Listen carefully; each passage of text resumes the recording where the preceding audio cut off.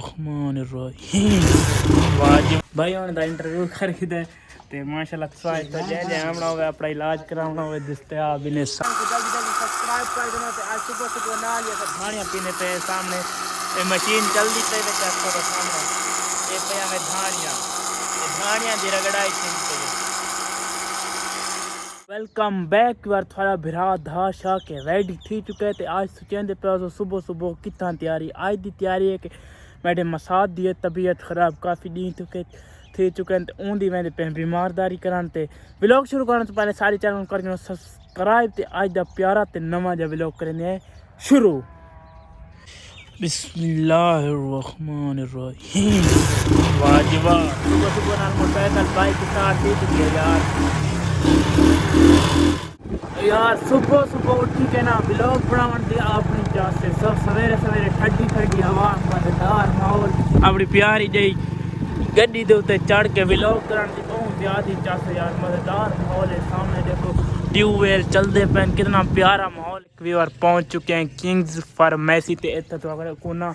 भाई नाल तारुफ करें जेडे भाई थरन अस्सलाम वालेकुम। वालेकुम सलाम भाईजान क्या हाल है ठीक हो वेलकम आख दें तो को अपने शहर और सुनो तबीयत से ठीक है ठीक ठाक अल्लाह का करम है तुम अल्लाह का शुक्र है। किंग्स फार्मेसी के बारे दसा दो सारे व्यूअरां को इतना भाई ना बस जरूरत है साढ़े शहर दे जी जी सारे शहर की जरूरत है बस इस चीज़ ਨੂੰ ਦੇ ਦਿਓ ਜਿਹੜਾ ਨਾ ਅਸਾਂ ਆਪਣੇ ਇੱਕ ਤਾਂ ਆਪ ਇੱਥੇ ਦੀ ਹੈ ਜੀ ਜਿਹੜਾ ਨੇ ਇਸ ਇਲਾਕੇ ਦੇ ਵਿੱਚ ਬਣਾਉਣ ਦਾ ਮਕਸਦ ਹੈ ਜੀ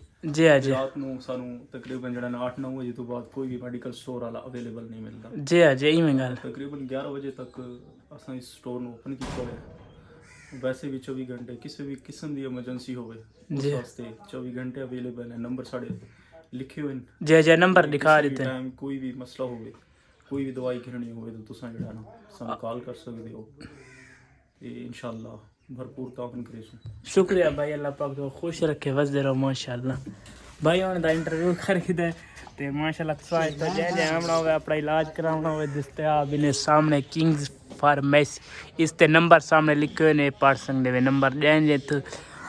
दवाई गिननी हो कोई अपना इलाज करना हो आ सकते वे साढ़े भाई उन्होंने दुकान का पूरी दा माहौल भी माशाल्लाह ज़बरदस्त लेवल है लेवल।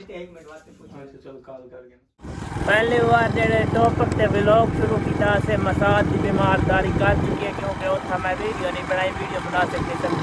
जुलते पे घर घर का जुलते तो भी माहौल बैक बार पहुंच चुके हैं घर अपने मसाद की बीमारदारी करें अल्लाह का शुक्र है हूँ तो तबीयत ठीक है तो तुसा भी उन्हें कण दुआ करे अल्लाह पाक को जल्द जल्द सेहतयाब करे तो आज के व्लॉग का करें पे एंड अगर अच्छा लगे सारे चैनल को जरूर सब्सक्राइब कराएं इंशाल्लाह मिलसूँ नवे व्लॉग नाल तब तक के लिए अल्लाह हाफिज़ बाय।